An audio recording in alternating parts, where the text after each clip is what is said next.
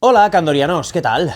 La semana que viene, el día 15 aquí en España, por la mañana, ya tendremos disponible el primer episodio de The Last of Us temporada 2. El regreso de esta serie de Max, protagonizada por Pedro Pascal y Bella Ramsey, interpretando a los míticos personajes de Joel y Ellie de la saga de videojuegos, o de los dos videojuegos, mejor dicho, de The Last of Us. Y en este vídeo, como hace bastante tiempo que no hacíamos, y la verdad es que es un pecado capital no haberlo hecho en más ocasiones, volvemos a contar con la ayuda de un enorme amigo, de una gran persona, y sobre todo, para lo que nos concierne en este vídeo de hoy, de un grandísimo conocedor, y no solo conocedor, sino amante del universo de The Last of Us. Estamos hablando del amigo David Lorao, el cual hoy nos va a contar realmente todo, esto no es el típico título clickbait, todo lo que debes saber sobre The Last of Us 2 antes de ver la serie. Eso sí, como él mismo va a explicar a continuación, vamos a ir a full spoilers. Hace unas semanas hicimos un análisis del tráiler en el cual repasamos un poco toda la segunda temporada, lo que podría ser la segunda temporada, sin spoilers. Eso lo tenéis ahí en el canal para vuestro disfrute. Hoy vamos con todo. Así que bueno, si estás preparado, si quieres saber todo sobre Joel, sobre Ellie, sobre Seattle, sobre los Serafitas, sobre los lobos, sobre todo lo que va a ocurrir, incluso sobre las polémicas, una gran polémica en particular de The Last of Us temporada 2, quédate en este vídeo, que va a ser largo, pero te va a merecer la pena.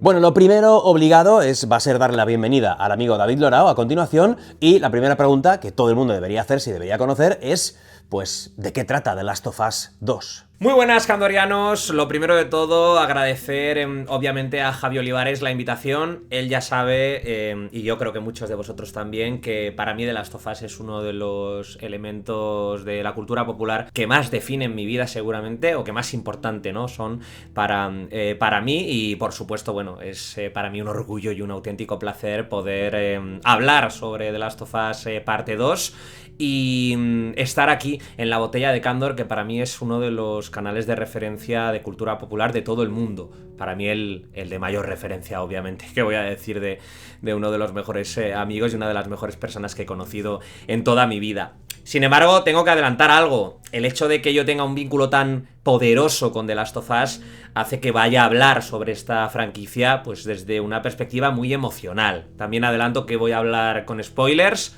que si queréis saber más cosas sobre The Last of Us parte 2 de cara a la segunda temporada de la serie de HBO sin spoilers, tenéis el directo que Javi Olivares y yo hicimos aquí en la Botella de Candor, donde hablábamos de la segunda temporada de la serie de HBO sin spoilers, analizando el último tráiler, pero aquí vamos a hablar sobre The Last of Us parte 2 con spoilers. Vamos a tocar todos los puntos y yo creo que la gente no se va a quedar indiferente con todo lo que vamos a mencionar aquí, así que es muy importante que participéis en el debate con comentarios, con likes, con recomendación del vídeo y del canal, compartiendo, etcétera. O sea, todas las milongas estas de YouTube, pues las tenéis que cumplir, que para eso nos estamos esforzando, ¿no? Vale, ¿de qué va The Last of Us parte 2? ¿O cuáles son las temáticas centrales de The Last of Us parte 2? Me he hecho un pequeño guión para no dejarme nada, así que si de repente veis que desvío la vista hacia la pantalla es porque tengo el Word abierto y allí tengo todo apuntado. Evidentemente, a esta pregunta sobre qué trata The Last of Us parte 2, la primera respuesta, la más inmediata, es la venganza y sus consecuencias, ¿no? La historia pues gira en torno al deseo de venganza de Ellie tras el asesinato de Joel a manos de Abby Anderson, de la que luego vamos a hablar largo y tendido. En The Last of Us parte 2 se explora a raíz de esta venganza, ¿no? Pues cómo la violencia engendra más violencia, ¿no? O sea, hablamos de una espiral sin redención, ese círculo de la violencia, ¿no? En el que, bueno, los personajes, sobre todo cuando las estructuras sociales, como es el caso de The Last of Us, del universo de The Last of Us, han caído, ese círculo de la violencia se hace mucho más intenso. Obviamente también se cuestiona en The Last of Us si la venganza realmente repara el daño sufrido o solo lo perpetúa. Hay personajes en esta historia, especialmente secundarios. Yo creo que los personajes secundarios más potentes para explicar todo este tema sobre si la venganza realmente repara el daño o lo perpetúa son los personajes emocionalmente más próximos tanto a Ellie como a Abby. Estoy pensando en Dina y en Owen. Yo creo que Owen, además, en el videojuego, al menos, no sé cómo lo explorarán en la serie, pero en el videojuego Owen, que es un interés particularmente romántico, ¿no?, de Abby, es un personaje determinante desde un punto de vista de el deseo de cortar la violencia, ¿no?, de frenar esa espiral. Es un poco recuperar el sentido del leitmotiv principal de los luciérnagas, que es seguir buscando la luz, ¿no?, cuando estemos perdidos en la oscuridad. También se habla mucho sobre la pérdida y el duelo en The Last of Us, porque al final el juego pues muestra cómo distintos personajes lidian con la pérdida, ¿no?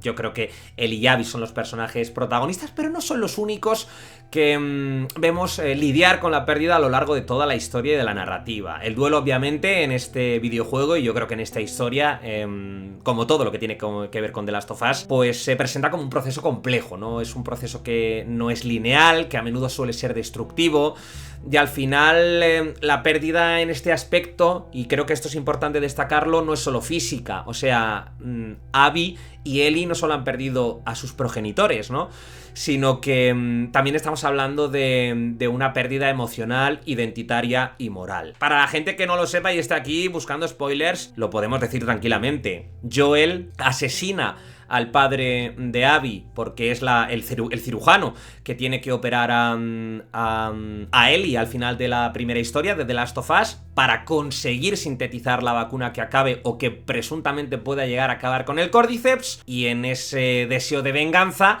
pues Abby pasa directamente ya todos los años, los 4 o 5 años que pasan entre The Last of Us parte 1 y The Last of Us parte 2, esos 4 años, 5, los pasa preparándose, ¿no?, para acabar con la vida de Joel, y viaja hasta Jackson desde Seattle y lo mata, ¿no? Entonces pues Ellie luego va hasta Seattle para matarla.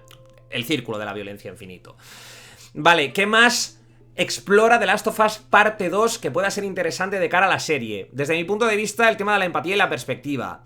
Esto lo hablaremos más en profundidad en otra cuestión que me va a preguntar Javi seguramente, que tiene que ver con el ritmo y con la narrativa, porque al final la narrativa en el videojuego te obliga a ponerte en la piel de Abby, que es el enemigo de Ellie, que es la protagonista de The Last of Us y con la que pasas una gran parte del juego, ¿no? Entonces, se rompe un poco la estructura clásica de héroe y villano para mostrarnos la humanidad de todos los personajes, y por lo tanto la empatía se convierte en el centro moral del videojuego, ¿no?, en el centro moral de la historia, y cuestiona incluso nuestros propios prejuicios. Es una historia, o más bien un videojuego incómodo. El otro día habló Neil Druckmann, el creador de la franquicia en Naughty Dog, acerca de la segunda temporada y cómo se iba a trasladar esto, y vino a confirmar un poco algunas de las cosas que nosotros, los jugadores, le hemos echado en cara o le hemos cuestionado en relación a la segunda entrega de The Last of Us, y era que la narrativa se vio muy perjudicada por el gameplay, y él lo admitió. Y también ha admitido que la serie le permite no tener que supeditar su narrativa a que el gameplay funcione, porque no es un juego, es una serie. Por lo tanto, es muy probable que este tema de la empatía y la perspectiva se trabaje desde otro prisma. Que vaya a funcionar o no de la misma forma, yo tengo mis dudas, porque creo que ese delivery va a ser realmente diferente. Veremos cómo lo trabajan. Por ir sintetizando, ¿no?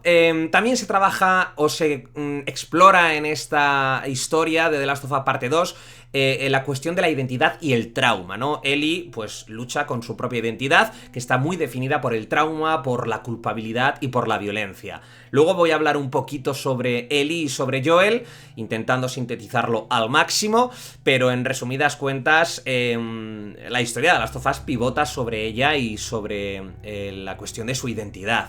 Creo que su tatuaje, del cual hablaremos seguramente largo y tendido en los primeros episodios de la serie y en la botella de Candor, que haremos en directos y haremos debates, es una gran representación, es un gran símbolo sobre lo que va a vivir el personaje. También se abordan otras cuestiones como la sexualidad, el miedo a perder lo amado, el peso del pasado. De hecho, Abby, por ejemplo, se enfrenta a su propio trauma, y yo creo que Ellie y Abby, digamos que reflejan el desgaste psicológico de lo que es la violencia, de lo que es la guerra, ¿no? No hay buenos o malos en esta historia, como ya pasaba en The Last of Us parte 1, porque todos los personajes pues toman decisiones cuestionables. Yo lo dije en un vídeo donde exploraba la psicología de Ellie y de Joel. Creo que en el mundo de The Last of Us todo el mundo puede ser un héroe y un villano para alguien al mismo tiempo, ¿no? Es decir, puede ser el héroe para alguien y al mismo tiempo el villano de otra persona. Creo que eso es muy, muy interesante. Veremos un mundo donde la supervivencia pues vuelve otra vez a desafiar los valores morales tradicionales y nos vamos a tener que replantear muchas de nuestras propias cuestiones, ¿no? Relacionadas con la justicia, con el castigo. De verdad, es una historia muy incómoda por el tema del ciclo de la violencia y por esa humanidad en tiempos de colapso, que yo creo que en la serie, en la primera temporada, ya estaba muy bien definida y que en esta segunda seguramente va a estar también a la altura de todo eso y de mucho más. Trata de Last of Us Parte 2 y ojo que la serie no aborde más cuestiones, ¿eh? Pero The Last of Us tiene dos grandes protagonistas. Por supuesto, Ellie es la gran protagonista del videojuego y también de la serie de televisión, y Joel, este hombre rudo que tuvo la desgracia de perder a su hija esa primera noche de la mega infección del Cordyceps y que a partir de ahí se convirtió en una persona totalmente diferente y ha sido capaz de actos realmente cuestionables.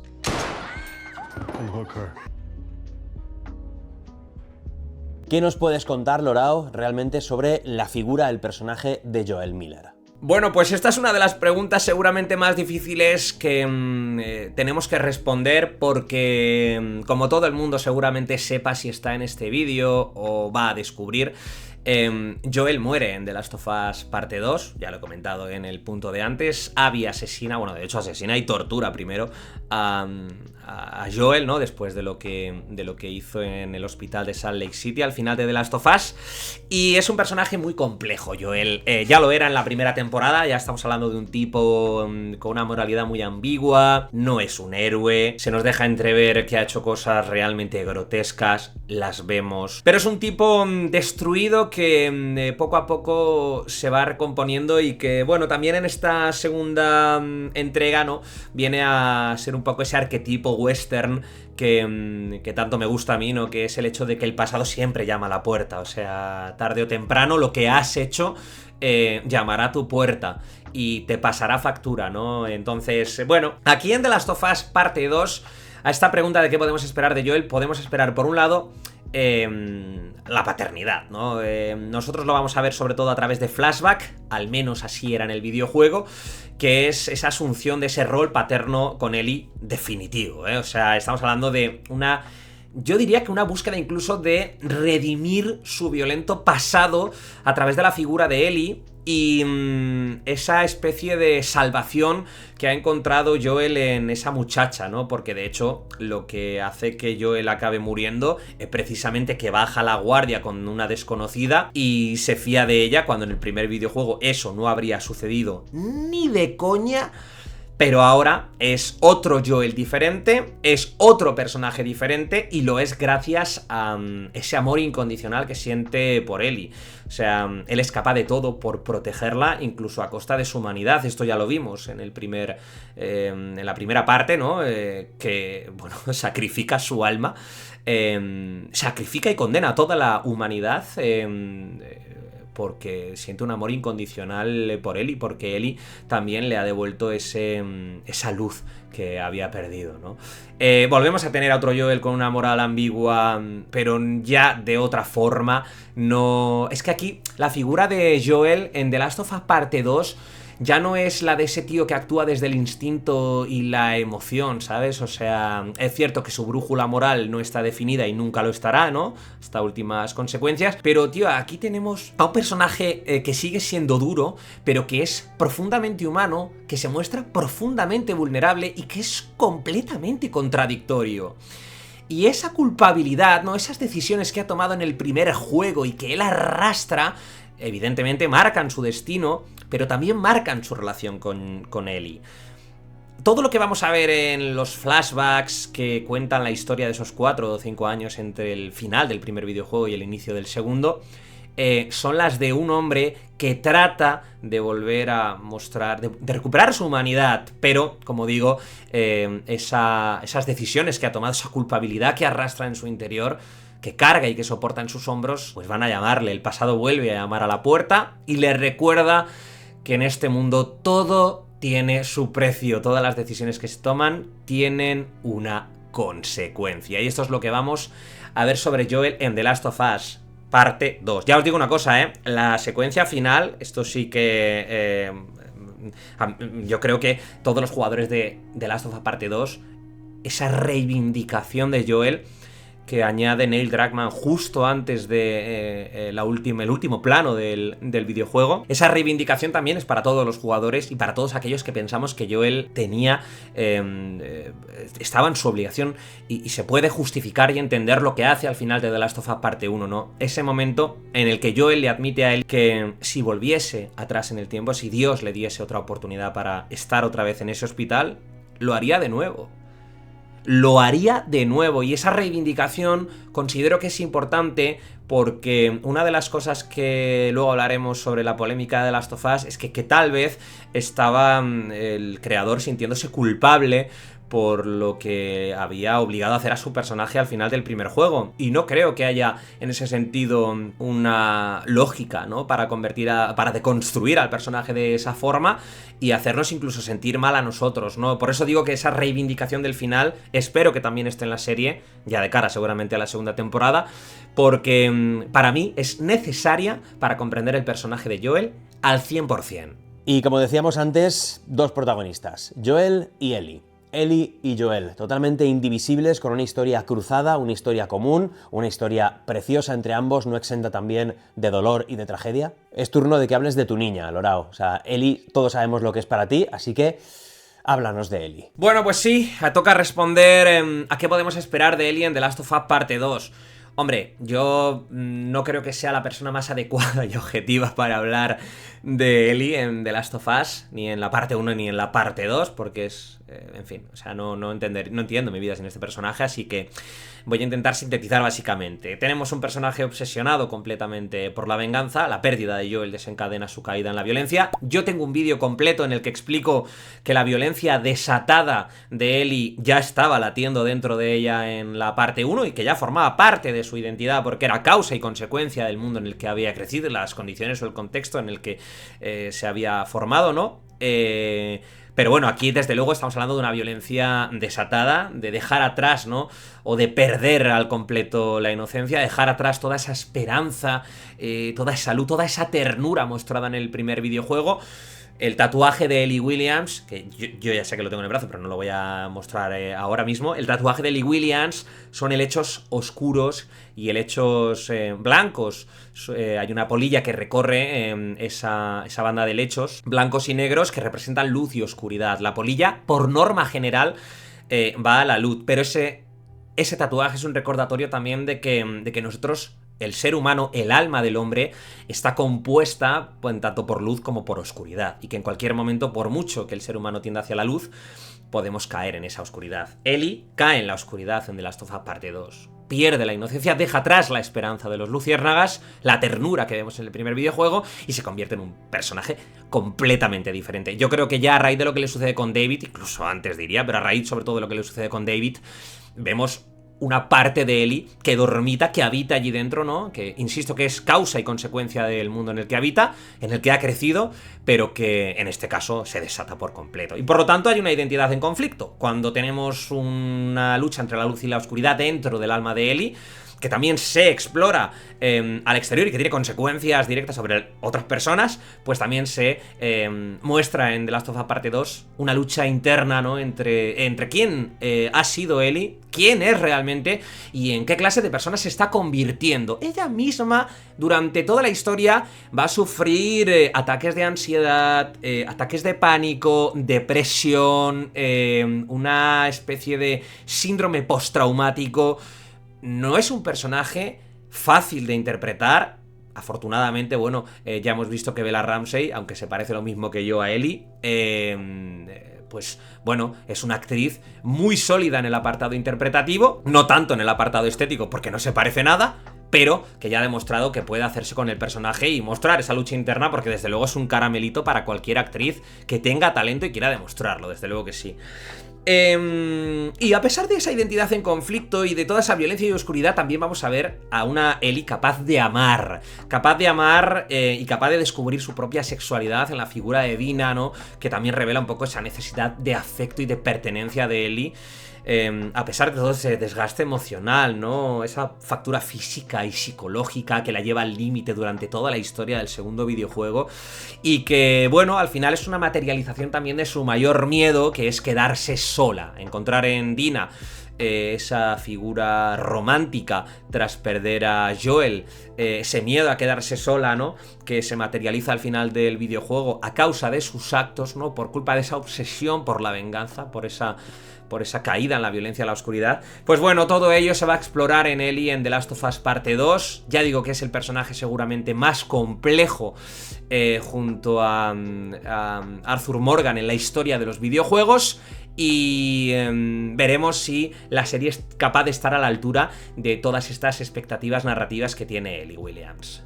Pero en el universo de The Last of Us, incluso los actos más aparentemente irrelevantes pueden tener una gran consecuencia. Y esto está íntimamente relacionado con un personaje femenino llamado Abby. Abby aparece en el segundo videojuego, de hecho es una de las protagonistas del videojuego, luego veremos un poco por qué, y por supuesto también va a aparecer en esta segunda temporada. ¿Qué podemos saber de Abby?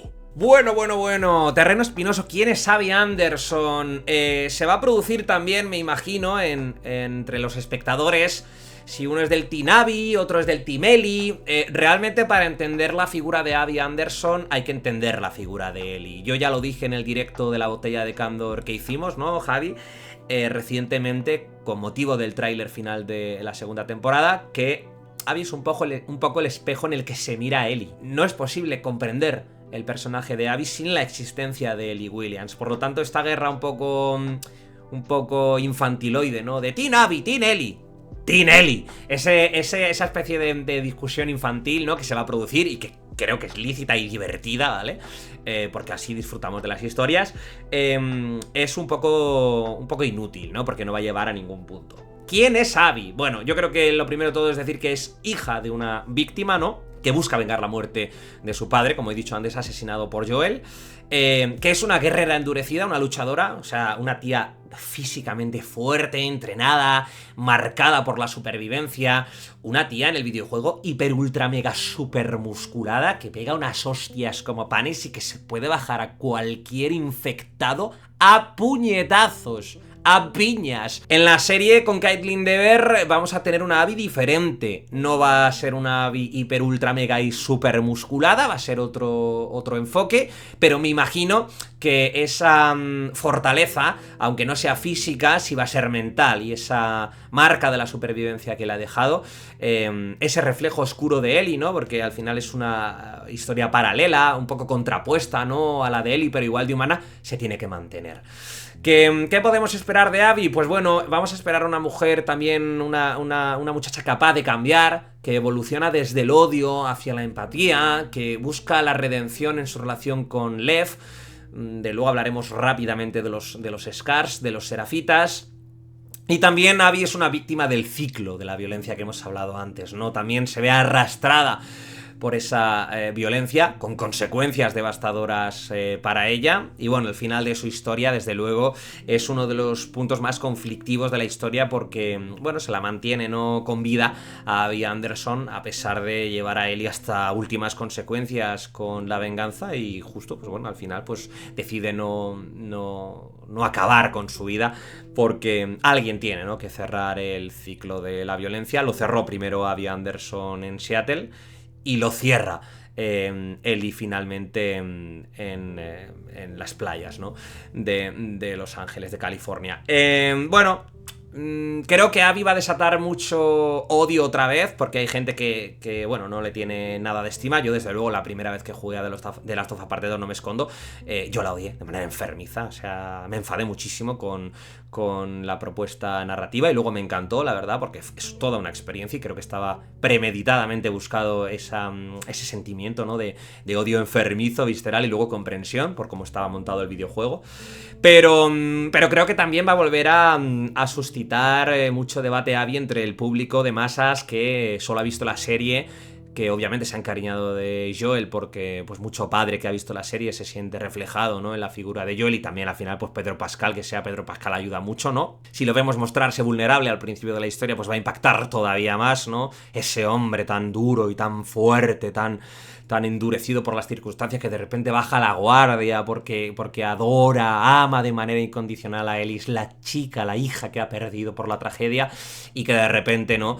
De manera incomprensible al principio, pues no vamos a saber por qué Abby hace lo que hace hasta pasado mucho tiempo, hasta que Ellie lo descubre cuando va a asesinar a Nora en el hospital. La verdad es que Abby va a generar mucho debate, yo estoy encantado y la vamos a disfrutar muchísimo. Ojalá de verdad esté a la altura de lo que es en el videojuego, porque el videojuego es un bombazo.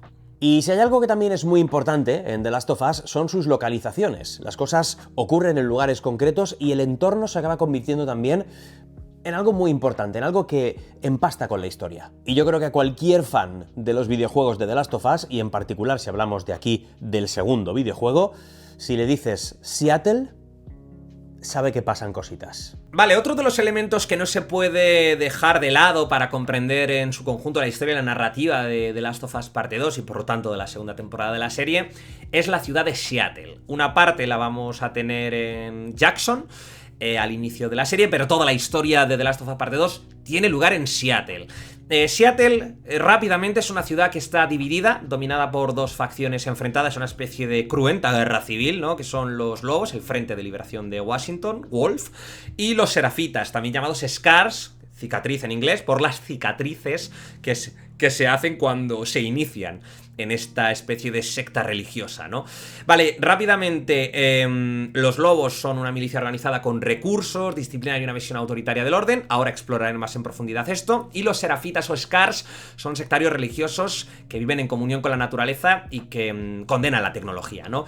Seattle es un campo de batalla urbano. Esto, insisto, es una zona de guerra civil. La ciudad es un terreno que está en ruinas y que está completamente fragmentado por la guerra entre facciones. Claro, Ellie llega allí buscando a Abby, bueno, y a todos los lobos que fueron hasta Jackson para buscar a Joel y para matarlo y para torturarlo. Ella llega a un sitio y la ciudad es una ruina, o sea, es una zona de guerra.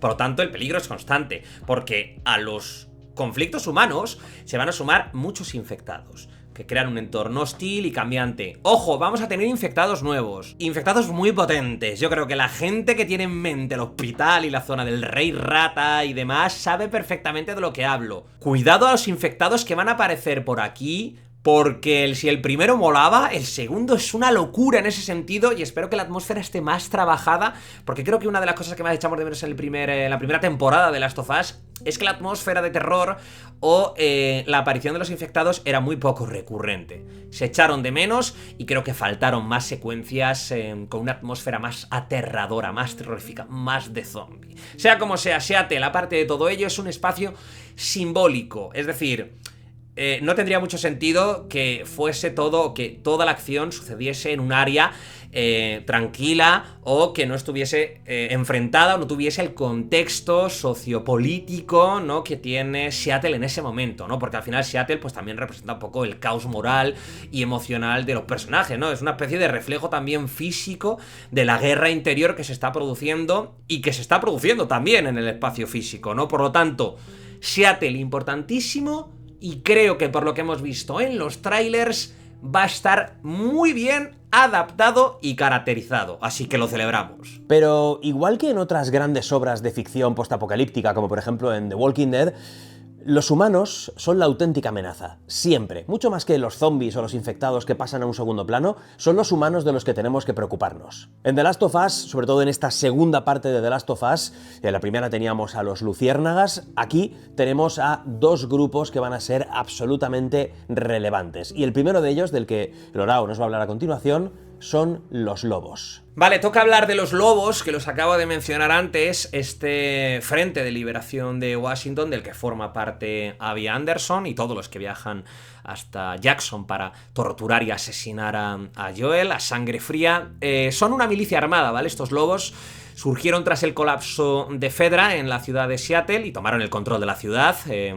Esto se cuenta en el videojuego a través sobre todo de textos, de cartas, de testimonios que vas encontrando por el mapa y que bueno, te cuenta la historia que al principio Fedra, ¿no? Que ya los conocimos en The Last of Us parte 1, ¿no? En Boston, que son, bueno, una especie de brazo militar del Estado, ¿no?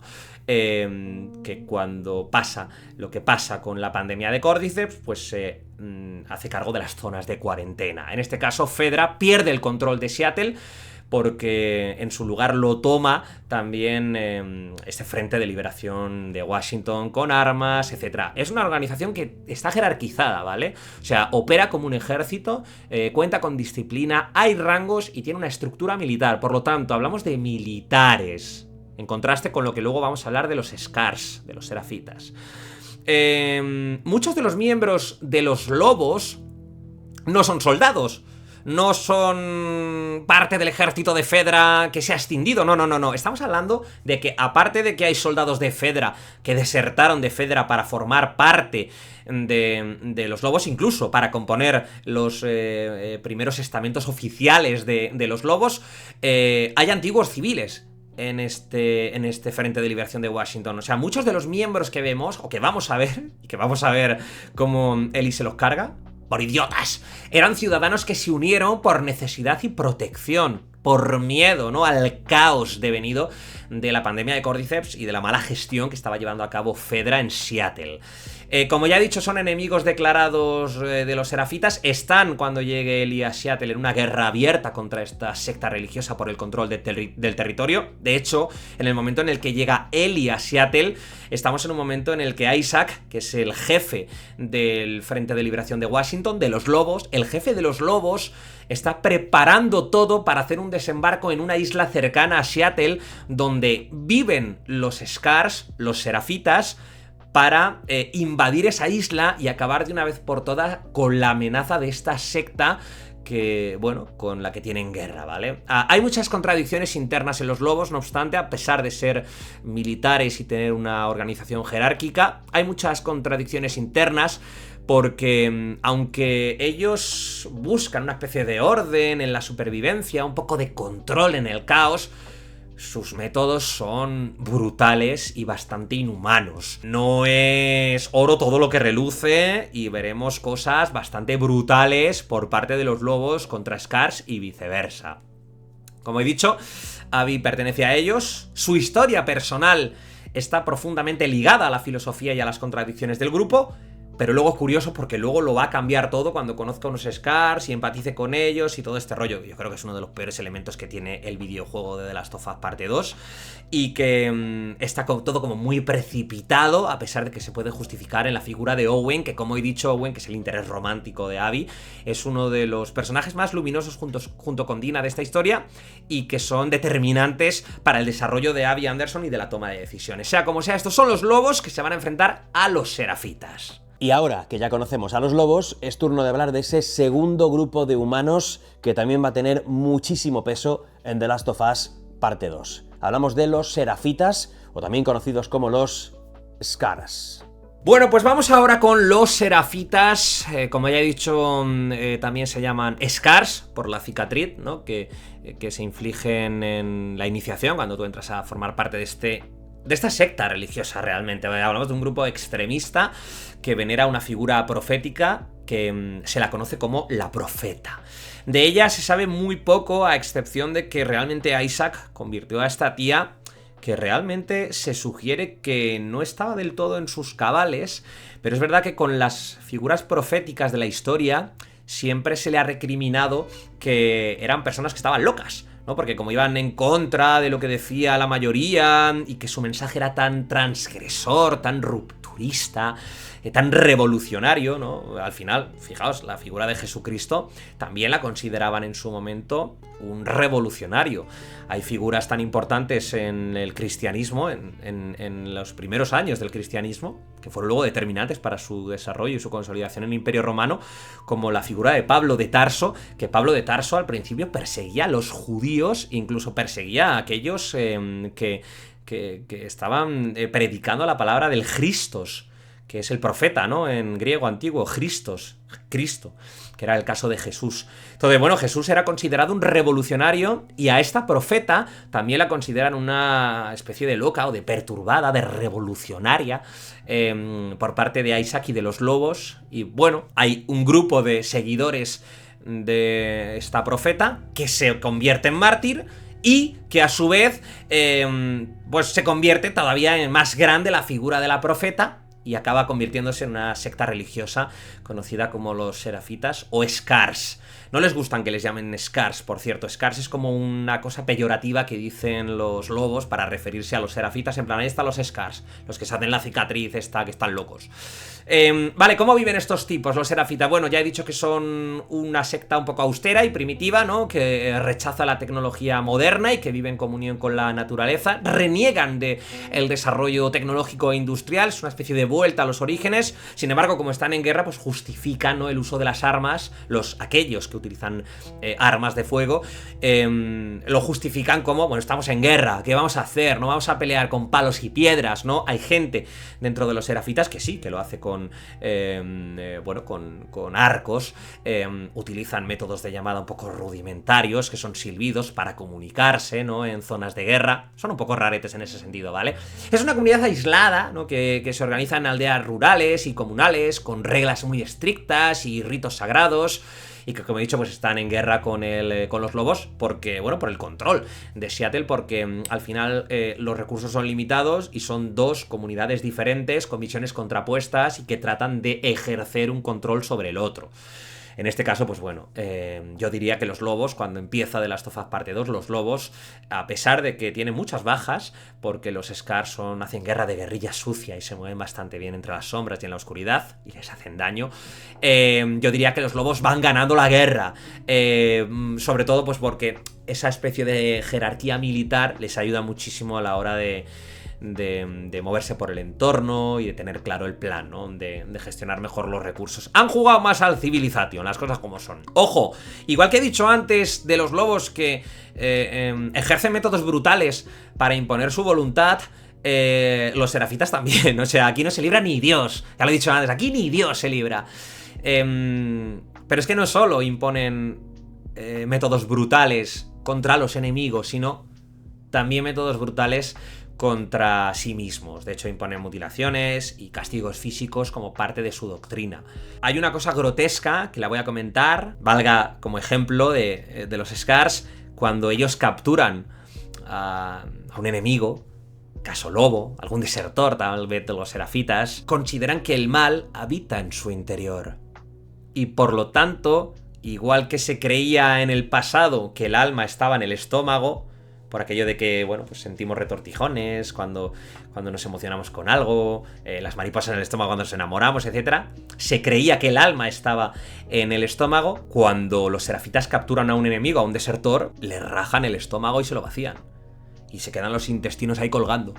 Porque creen que el mal habita en su interior y tienen que abrírselo. Otra cosa curiosa es que los Scars llaman demonios a los infectados, ¿no? Como si fuera una especie de castigo divino que Dios, que el mundo, que la naturaleza les ha lanzado a los humanos porque han sucumbido a esa sociedad tecnológica, industrial, hipercapitalista. Bueno, al final también vamos a conocer mucho a los Scars gracias a Aleph y Yara, que son dos personajes clave, ¿no?, que huyen del fanatismo del grupo, ¿vale? Mostrando el lado más opresivo de los serafitas y que se juntarán con la historia de Abby Anderson y le permitirán a Abby pues tener todavía más empatía y salir un poco de la oscuridad en la que se había sumergido después de hacerle lo que le hizo a Joel, etcétera, etcétera, etcétera. Bueno, esto lo veremos largo y tendido en la narrativa, pero ya basta como explicación de quiénes son los serafitas. Pero bueno, amigos, lo decíamos al principio del vídeo, ¿vale?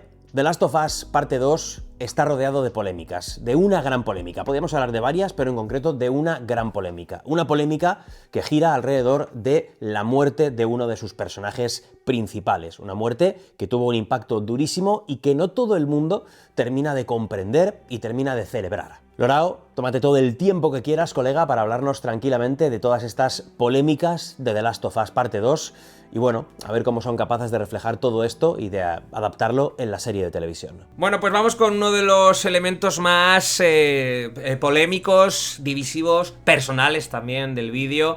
Porque al final, pues esto como todo, al final todos tenemos nuestra opinión y creo que tenemos también derecho a expresarla siempre y cuando no faltemos al respeto a los demás, etcétera, ¿no? Yo puedo entender todas las partes de este concepto, ¿no? De la polémica que giró en torno a The Last of Us 2. Yo fui parte de esa polémica porque a mí no me gustó la primera experiencia de The Last of Us Parte 2. Creo que fue muy visceral y creo que en mi caso fue exactamente lo que buscó Neil Druckmann, ¿no? O sea, que creo que lo jugué correctamente la primera vez, tal y como las declaraciones de este tío, que miente más que habla, pero bueno.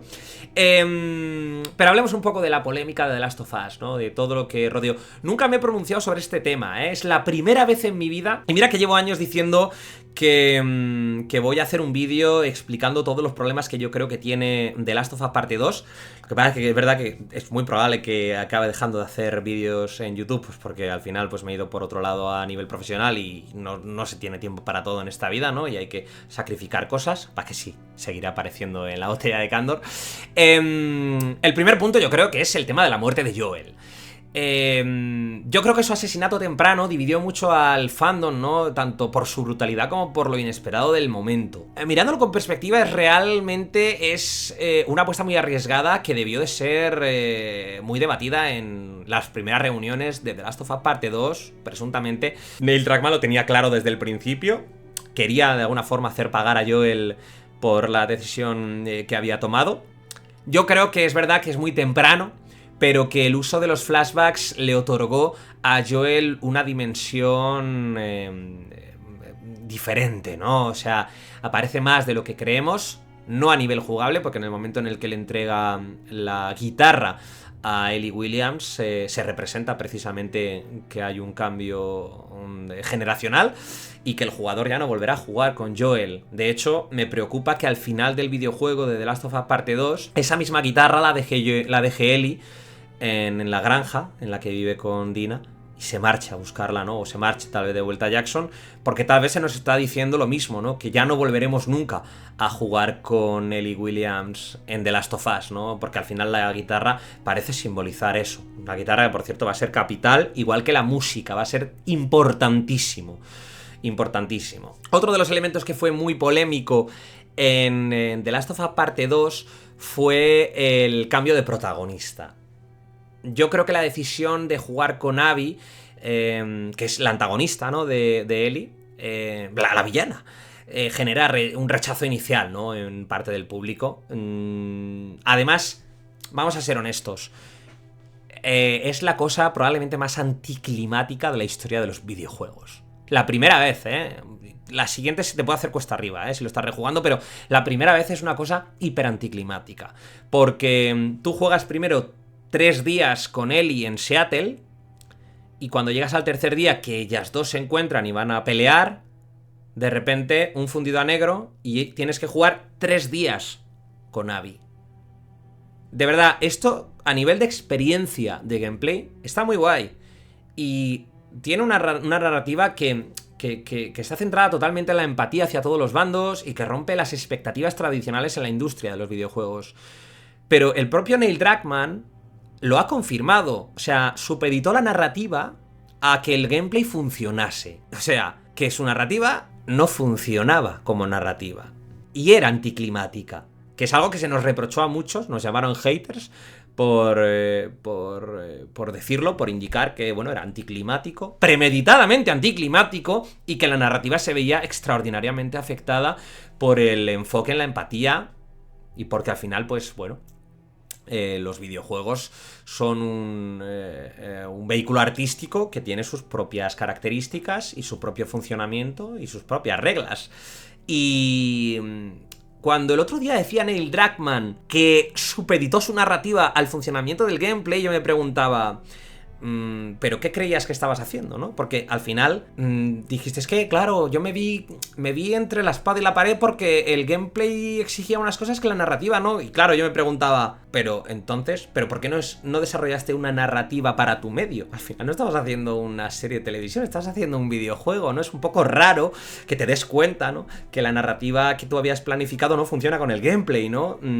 Creo que es más fácil adaptar el gameplay a la narrativa que supeditar toda la narrativa al gameplay. Pero bueno, al final fue una parte, ¿no?, del experimento. Yo creo que a nivel experiencia funciona, a nivel narrativo no funciona tan bien. Y de hecho, ojalá en todos estos remasters del remake que han hecho en Naughty Dog, ojalá saquen ahora un The Last of Us Parte 2 que tenga un modo montaje fragmentado o montaje serie, y que podamos jugar a The Last of Us Parte 2 pues intercalando Ellie y Abby, sin necesidad de ser 3 días y 3 días. De hecho, al principio del juego tú juegas con Joel, luego con Ellie, luego con Abby, luego con Ellie, luego con Abby, luego con Ellie, hasta que matan a Joel.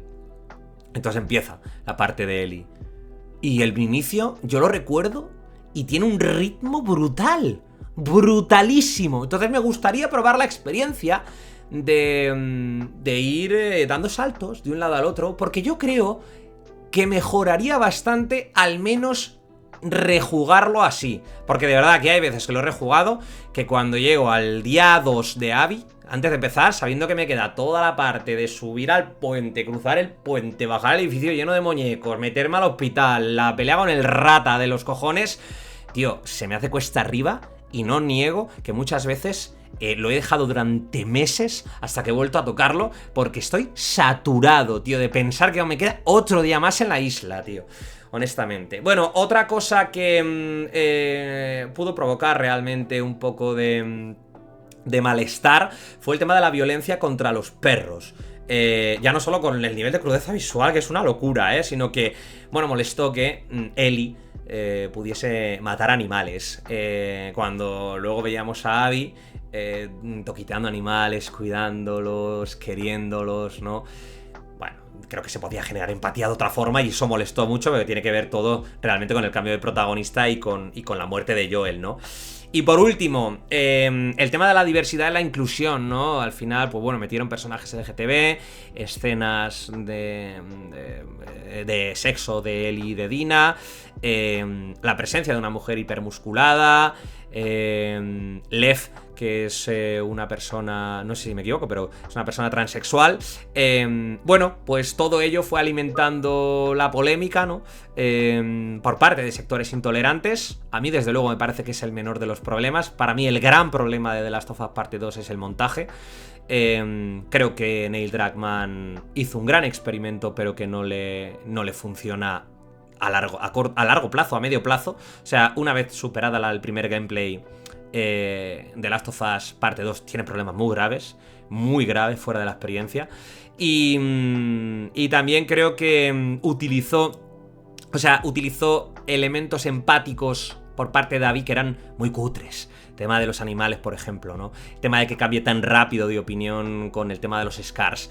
Todo ello inclinaba un poco a pensar, ¿no?, que Neil Druckmann quería sí o sí que vieras que Ellie es malísima, y que a pesar de que tú la quieras, y que Abby mola mucho a pesar de que tú la odies, ¿no? Se podría haber conseguido igualmente, solamente por el hecho de llevarla tanto tiempo y de comprender su historia, se podría haber entendido a la perfección que lo que estaba buscando era exactamente eso, ¿no? Entonces, pues bueno, yo creo que, insisto, la muerte de Joel, el cambio de protagonista, el experimento y la narrativa, el ritmo, es lo que hace que The Last of Us Parte 2 igual se vea un poco peor que The Last of Us Parte 1, a pesar de que yo siempre he dicho que para mí es mejor el primer videojuego. No puedo entender el videojuego sin las dos partes. Considero que el primero es mejor, pero que el segundo probablemente tiene los pics más altos a nivel de épica, de emoción, de brutalidad, tío, de visceralidad, tío. O sea, es como, el primero es como una experiencia que te acompaña toda la vida,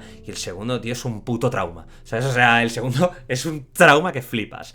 Entonces, yo creo que por eso hubo tanta polémica con The Last of Us Parte 2, porque es un juego muy visceral, que va directo al hueso, que traspasa el músculo y que te provoca muchísimas sensaciones. Espero que la serie sea capaz de transmitir tanto como transmite el videojuego, porque de verdad que no deja a nadie indiferente esta historia.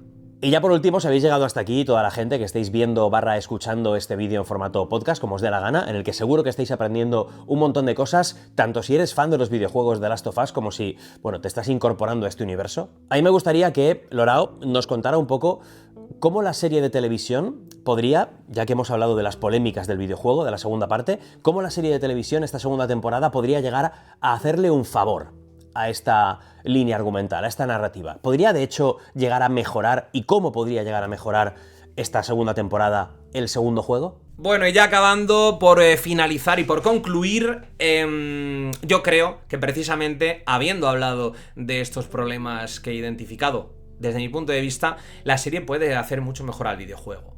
Desde luego tiene todos los elementos para mejorarlo, precisamente por lo que dijo Neil Druckmann, porque Neil Druckmann admitió el tema de la narrativa supeditada al gameplay. Aquí no tiene gameplay, por lo tanto su narrativa se puede desplegar siguiendo sus declaraciones de la forma correcta, es decir, de la forma que él realmente quería, y que se vio obligado a cambiar para no perjudicar al gameplay. Entonces, creo que la serie de The Last of Us, que va a adaptar la parte 2, va a ser mejor probablemente que el videojuego. Luego ya cada uno que elija, ¿vale? Team videojuego, team serie, ¿no? Pues ya cada uno que elija lo que quiera. Yo desde luego creo que el segundo videojuego es más fácil de adaptar y que salga bien parado que el primero. El primero es una obra maestra indiscutible, se tuvo bastante prisa y se corrió, desde mi punto de vista, demasiado para contar ciertas partes que no estuvieron a la altura en la primera temporada. Vuelvo a insistir en que la segunda temporada, si cuenta con la narrativa fragmentada que debería haber contado el videojuego para no perjudicar a la narrativa, si se exploran elementos, flashbacks de Joel que no se vieron en el videojuego y que añaden todavía más capas emocionales, si se hacen pequeñas modificaciones que ya se han dejado entrever también en los trailers, y si se añade o se trabaja mejor todo lo que tiene que ver con los infectados y la atmósfera de terror, incluso si se pone un poco el foco en la historia de la profeta, porque se toca de una forma muy aislada, un poco indirecta en el videojuego, estamos delante de una serie que va a coger una marcha mucho más grande que la que tuvo en la primera temporada. Yo creo que no me voy a equivocar en esto. Próximamente lo veremos. Afortunadamente vamos a tener The Last of Us temporada 2. Por lo visto vamos a tener 2 temporadas de The Last of Us para adaptar The Last of Us parte 2. Y veremos si se atreven a ir más adelante de The Last of Us parte 2, porque ya no hay videojuego. Y atendiendo a las declaraciones de Neil Druckmann, un día te dice una cosa y al siguiente te dice otra. Por lo tanto, pues mi salud mental se ve bastante perjudicada. Sea como sea, yo tengo muchas ganas y lo voy a disfrutar, sobre todo, no solo en mi casa, con mi mujer y con mi amor hacia The Last of Us, sino también con mis amigos de YouTube, con los que voy a poder disfrutar tanto en físico con ellos, como a través de internet, que vamos a hacer un montón de debates, un montón de comentarios, un montón de vídeos y un montón de contenido para que viváis con nosotros, pues seguramente, por el momento, junto a Arcane, la mejor adaptación que se ha hecho nunca de un videojuego. Y nada más, muchas gracias, Javi. Muchas gracias, Candorianos. Espero que os haya gustado y que no os haya parecido demasiado pesado. Me pongo muy pesadito con The Last of Us. Y que nadie os quite el placer de estar vivos, ¿de acuerdo? Un abrazo.